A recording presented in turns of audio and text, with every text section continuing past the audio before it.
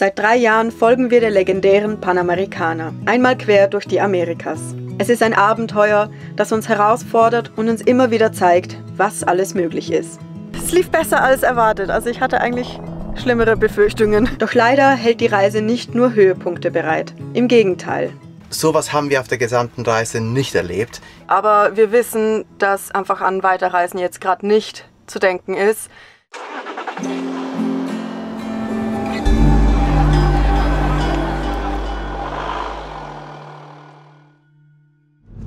Hola, buenos dias! Wir sind schon unterwegs, denn heute soll es für uns in die Millionenstadt Santiago gehen. Aber nicht für Sightseeing, sondern wir haben einiges an Erledigungen zu machen.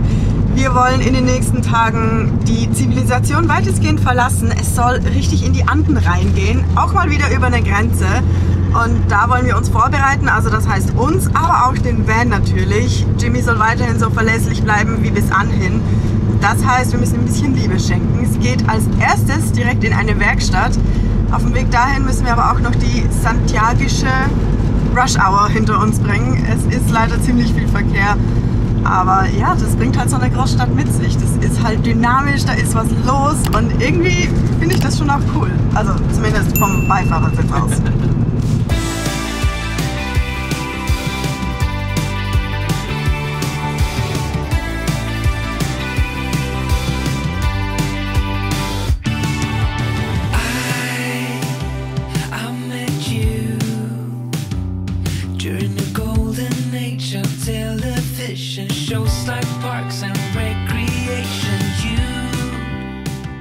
Fühlt sich schon ein bisschen seltsam an, hier in der Stadt zu fahren, nachdem wir jetzt monatelang quasi in der Pampa unterwegs waren. Also wenig Zivilisation, wenig Autos, wenig Verkehr. Also Stau hatten wir gefühlt das letzte Mal.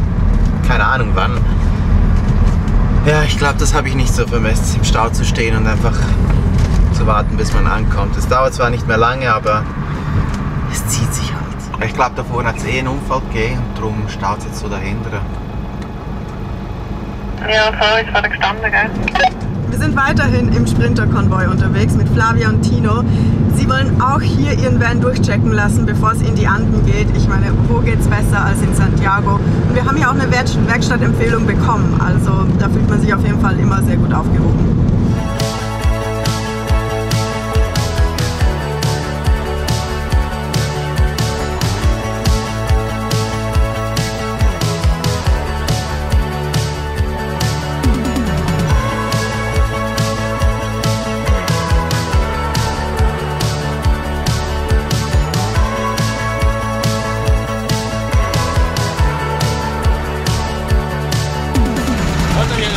De la República Checa. ¿Checa? Sí. Sí, aquí, Santiago. Muy bonito. Tengo buen día. Ciao. Freundlich die Leute wieder hier. Auch in der Großstadt.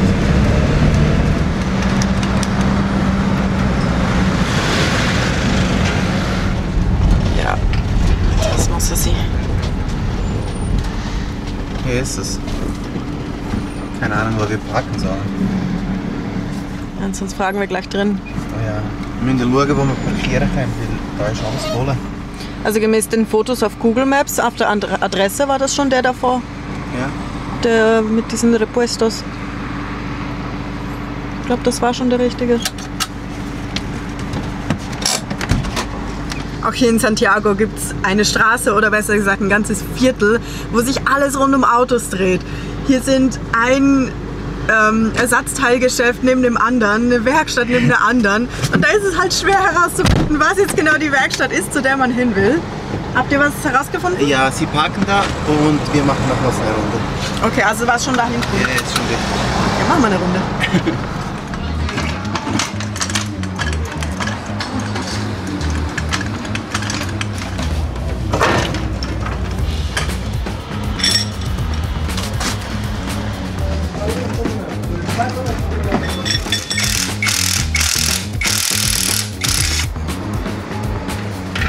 Wenn wir schon hier sind, lassen wir noch das Fahrzeug komplett durchchecken. Und gleich bei der ersten Sache ist aufgefallen, dass die Bremsklötze, zumindest ein Bremsklotz, einen Riss hat. Und jetzt müssen wir schauen, ob wir die Klötze hier bekommen oder nicht. denn so können wir auf jeden Fall nicht in die Berge hoch. Wir versuchen jetzt das Öl aufzutreiben. Das ist hier so eine Werkstatt oder Autostraße, wo man einfach alles bekommt.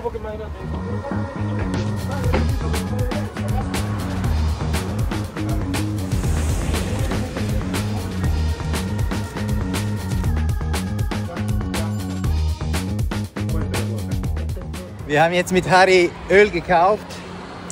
Ich wollte eigentlich einen Shell haben, aber das hatten sie nicht hier. De Venezuela. Also haben wir uns jetzt für Venezolano. Total entschieden. Sollte eigentlich auch passen. Und jetzt laufen wir zurück und machen gleich den Ölwechsel. Und dann ist das auch erledigt. Und dann brauchen wir noch 4 neue Reifen, denn unsere sind mittlerweile auch schon durch. ¿Vais para YouTube, Carlos? Ah? ¿Vais para YouTube?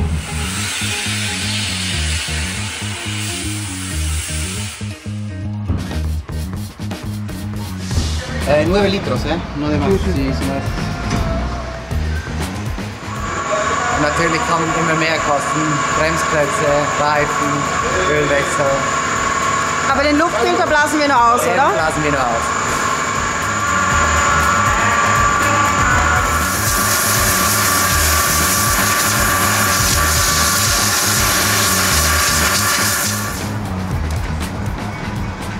Und schon ist Roberto wieder weg. Irgendwie läuft es hier so, man fängt eine kleine Sache an und wenn man Teile braucht, dann geht man einfach in einen der Läden in der Umgebung, holt die Ersatzteile oder eben das Öl oder was auch immer es dann ist, was man braucht. Und dann wird weitergearbeitet. Das ist so lustig. Roberto ist immer wieder weg, dann ist er mal kurz hier, dann muss er wieder weg. Und jetzt geht's an die Bremsklötze. Sie gehen jetzt gucken, wo sie die am besten kriegen, damit wir die auch ersetzen können. Tauschen wir natürlich gleich alle komplett. Und ja, dann mal gucken. Ich weiß gar nicht, was wir sonst noch machen müssen. Ich glaube, so viel war es gar nicht mehr. Sie finden sicher noch was. Ich habe keinen Zweifel, dass sich die Jungs hier richtig Mühe geben in der Werkstatt. Aber ganz ehrlich, so eine chaotische Werkstatt hatten wir auf unserer gesamten Reise noch nicht in den Amerikas. Es ist ein ganz schönes Hin und Her, ein Durcheinander. Und wir konnten nicht mal alle Ersatzteile finden hier in dieser Autostraße. Roberto ist wirklich einige Läden abgeklappert, auch mit einem aus der Werkstatt und sie konnten nicht die Bremsklötze finden, die wir brauchen. Bei Flavia und Tino hat sich auch gezeigt, dass sie Ersatzteile für die Spurstange brauchen. Die konnten sie auch nicht hier finden, also geht es jetzt wohl zu Mercedes direkt. Da gibt es ein paar Vertretungen in Santiago immerhin. Aber ja, das heißt, wir fahren eigentlich unverrichteter Dinge wieder ab. Irgendwie hatten wir uns das Ganze ein bisschen anders vorgestellt. Das sollte eine schnelle Sache werden, sollte eigentlich einfach sein. Und ganz ehrlich, mittlerweile haben wir echt nicht mehr so ein gutes Gefühl bei dieser Werkstatt.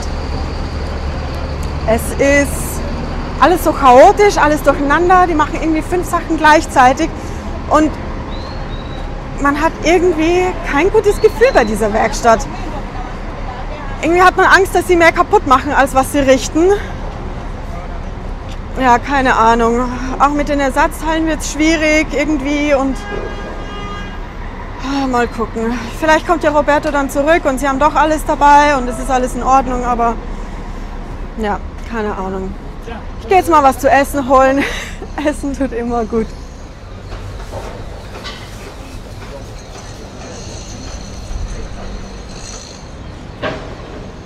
Hola, buenas. ¿Tenéis empanadas todavía? ¿Empanadas? Sí. Es gibt eine große Empanada, das wird sicher den Magen füllen. Die Dame im Kiosk oder in diesem Laden meinte auch, man sollte unbedingt aufpassen auf seine Wertsachen. Also sie hat mich halt mit dem Handy jetzt gesehen und meinte, das wäre ein bisschen riskant, dass hier öfter mal so Motorräder vorbeifahren und dann packen sie einem das Handy und dann fahren sie weg. Und das haben wir schon mehrmals gehört. Ich glaube, hier in Santiago muss man wirklich so auf diese Taschendiebe und so muss man ein bisschen achten. Naja, jetzt geht's zurück zur Werkstatt und vielleicht gibt es ja da schon News.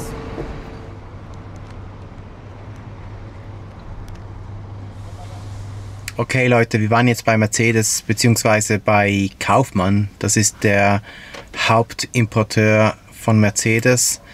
Der vertreibt auch die Teile. Wir haben da die Bremsklötze bekommen. Zwar nicht die vom Bosch, die ich eigentlich haben wollte, weil ich die einfach kenne.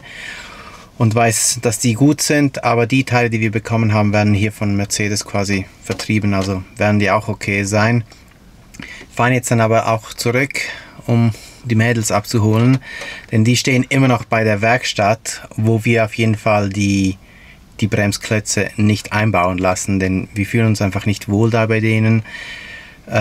Ist irgendwie ganz komisch da die Geschichte mit denen, und ich habe jetzt auch bei Mercedes gefragt, was es kosten würde, die Bremsklötze hier einbauen zu lassen, und das kostet einfach 140.000 Pesos, das sind umgerechnet etwa 130 Euro, und wir haben gesehen, dass man die eigentlich für 25.000 Pesos einbauen lassen könnte. Also werden wir irgendwo eine andere Werkstatt aufsuchen, um die dann einzubauen. Das ist so ein Ding, also ist komisch. Die Werkstatt am Anfang hat es ziemlich gut ausgesehen, aber irgendwie, ja, egal. Wir fahren jetzt mal dahin und dann schauen wir weiter.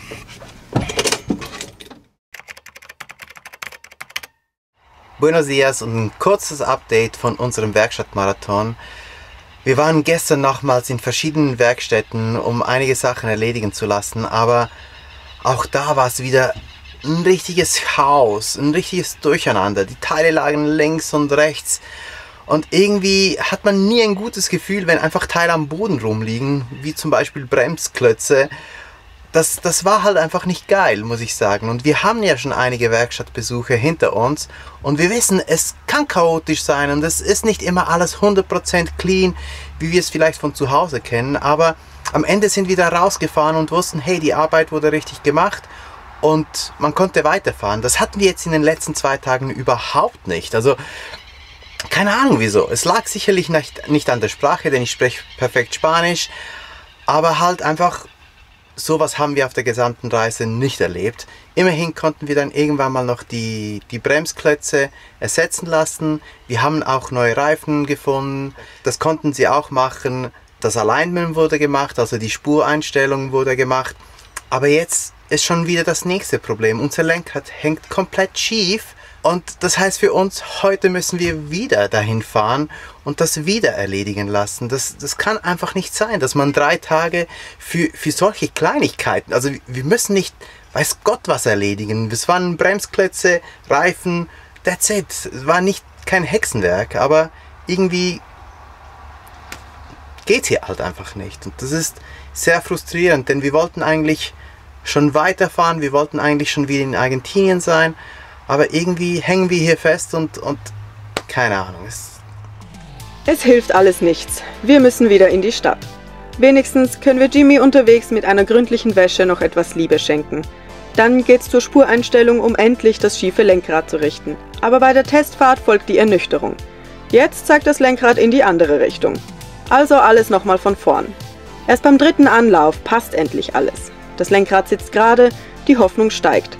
Doch kaum denken wir, wir hätten die Werkstattprobleme endlich hinter uns gelassen, wirft uns das nächste Hindernis aus der Bahn. Es ist wirklich ein Klassiker. Kaum ist man mit einer Sache durch, kommt schon das nächste. Wir werden wohl weiterhin die Stadt nicht verlassen können, denn Roberto hat sich jetzt auch noch eine Lebensmittelvergiftung geholt. Wir wissen nicht mal, woher das genau kommt, aber wir wissen, dass einfach an Weiterreisen jetzt gerade nicht zu denken ist. Wir werden sicher noch ein paar Tage hier in Santiago verbringen auf dem Campingplatz, denn ja, mit Dusche, WC und Infrastruktur ist einfach, ja, gerade sowas ein bisschen einfacher auszusitzen. Schauen wir, dass Roberto wieder fit wird und dann schauen wir weiter.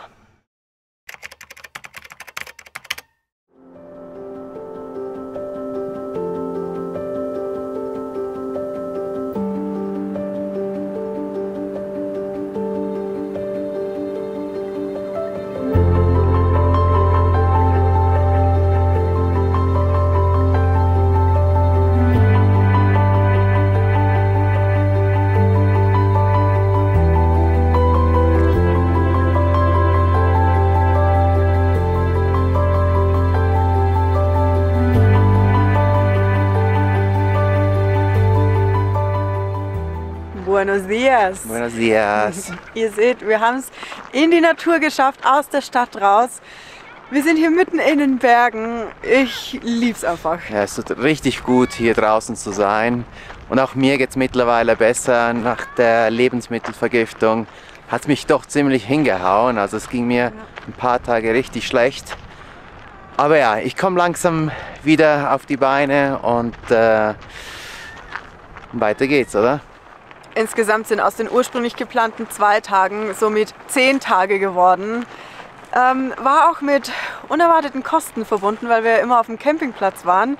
Die sind um Santiago nicht so günstig und ja, ich meine, Santiago ist sicher eine großartige Stadt. Wir hatten einfach nicht so viel Glück da und es hat einfach nur gut getan, die Großstadt, diesen Trubel, auch den Smog hinter uns zu lassen. Und es war richtig schön, dann langsam so in die Berge reinzukommen und hier in diese Berg- und Tallandschaft reinzustechen. Wir sind immer noch mit Flavia und Tina zusammen unterwegs, denn auch sie hatten leider in Santiago keine guten Erfahrungen in den Werkstätten gemacht und es ging alles viel länger als geplant. Aber letztendlich konnten auch sie alles erledigen und heute fahren wir zusammen den Paso Libertadores, ein ganz spezieller Pass und einer der Pässe, die ich schon seit Ewigkeiten auf meiner Bucketlist hatte. Und was den so speziell macht oder außergewöhnlich, seht ihr gleich.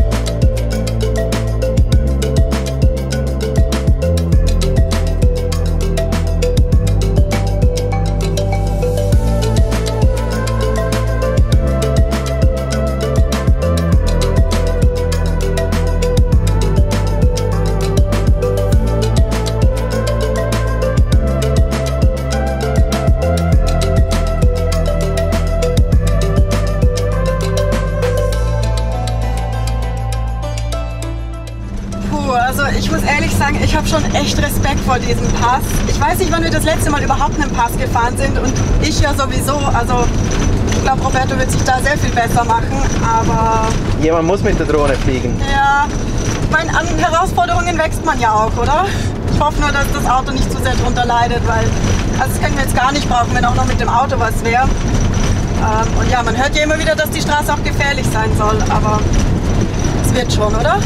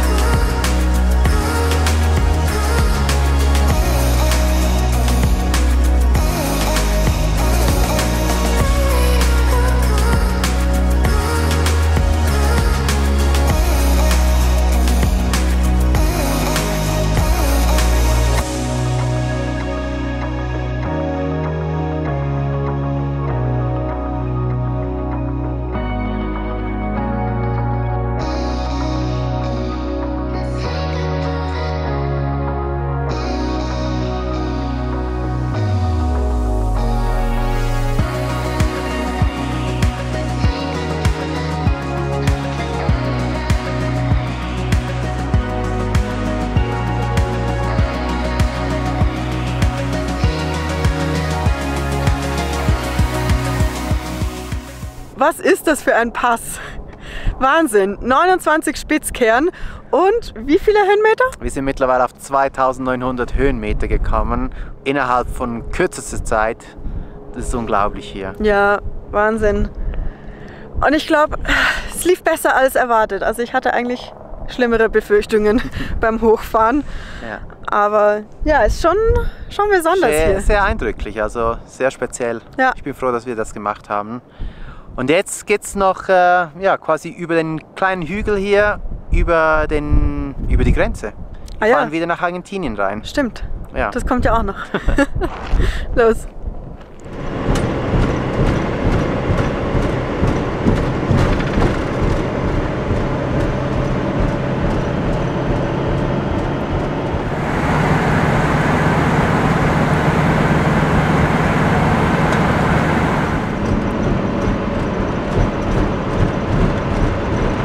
Ich bin mir jetzt nicht sicher, aber ich glaube, hier kommt jetzt die Grenze. Es war so ein bisschen unklar ausgeschildert, aber es wird, glaube ich, schon das sein. Doch, sie ist eine große Halle, das wird schon passen.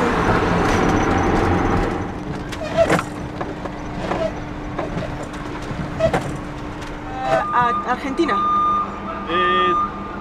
No sé si te va a dar por la altura. Sí, por Tienes que eso. pasar por donde están esos vehículos, por ahí tienes que hacer la fila. Okay. Er meinte, er ist sich selber nicht sicher, ob wir von der Höhe her reinpassen, aber probieren wir es mal hier. Hola, buenas. Ja, die Grenze hier scheint ziemlich entspannt zu sein. Bis jetzt. Weiß nie, was kommen kann.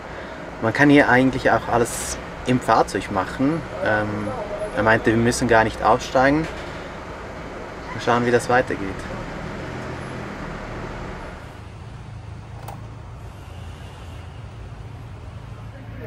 Italiano? Sì. Checo. Sí. Checo.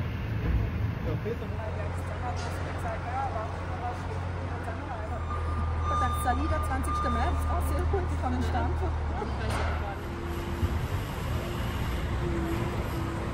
Ja, das war jetzt... Ah, 8 Monate Tipp nochmal. Aber ich glaube, so lange bleiben wir nicht nochmal in Argentinien. Auf jeden Fall sind wir durch. Das war, glaube ich, die einfachste Grenze bisher. Ja. Die haben ja nur die Papiere durchgeguckt und das war's. Die haben nicht mal... Haben Sie überhaupt gefragt, was wir dabei haben? Nee, gar nicht. Das war richtig entspannt. So, sind wir nochmal in Argentinien.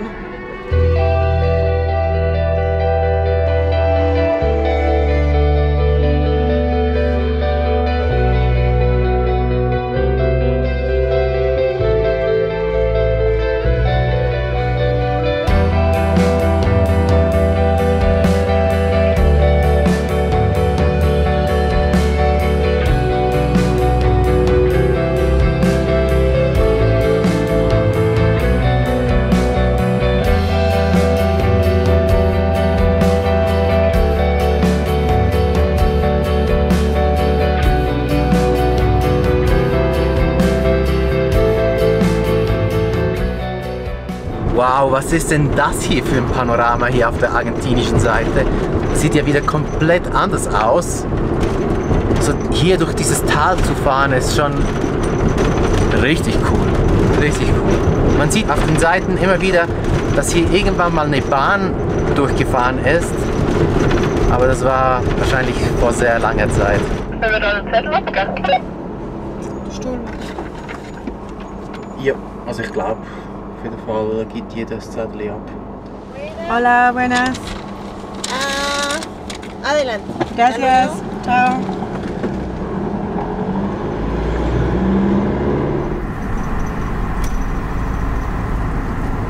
Ist schon krass. Für uns ist das hier die wunderschönste Panoramastraße mit den Bergen, Flüssen, Landschaften. Unglaublich.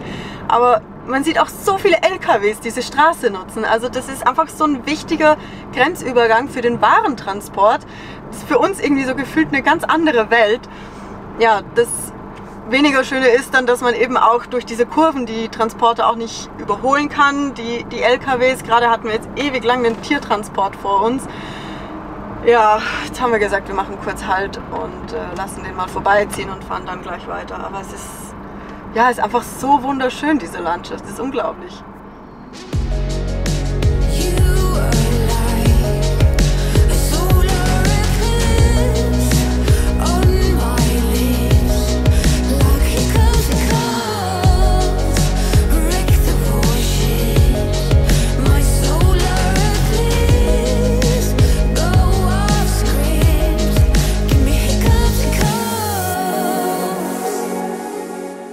Zeit für einen Fahrerwechsel. Und was auch wechselt, und das ist uns ziemlich bald nach dem Pass aufgefallen, ist die Vegetation. Wieder einmal, wenn wir von Chile nach Argentinien kommen, kommen wir wieder in trockenere Gegenden.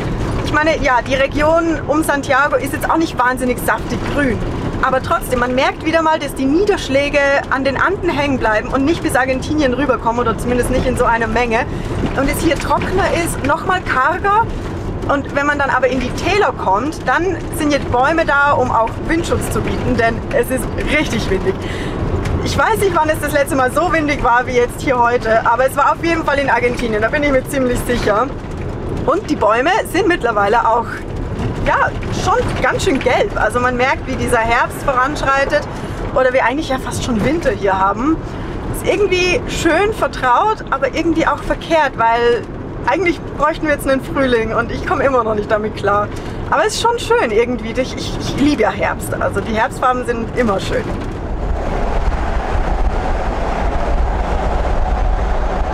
Wir sind an unserem Zuhause für heute angekommen. Wir stehen an einem richtig schönen See. Leider kommen jetzt die Farben nicht mehr so zur Geltung, denn ja, die Sonne ist hinter dem Berg schon untergegangen. Aber ja, vielleicht sieht man es dann die nächsten Tage ein bisschen besser. Schön hier, oder? Richtig schön hier, ja. Ja, ich glaube, hier kann man auch für eine Weile verweilen. Ja. Was für ein Tag. Ja, wieder ein sehr langer Tag, sehr intensiv. Ja. Schön zu Hause zu sein. Ja. Und wenn ihr genauso gespannt seid wie wir, was man hier alles rund um Mendoza entdecken kann, abonniert doch den Kanal und schaltet unbedingt nächste Woche wieder ein, wenn wir ja, diese Schönheit hier entdecken. Und ja, hinterlasst doch einen Daumen nach oben, einen Kommentar und dann würde ich sagen, wir sehen uns nächste Woche, wenn es wieder weitergeht. Hasta luego! Keine Ahnung, wo wir hin müssen. Ja.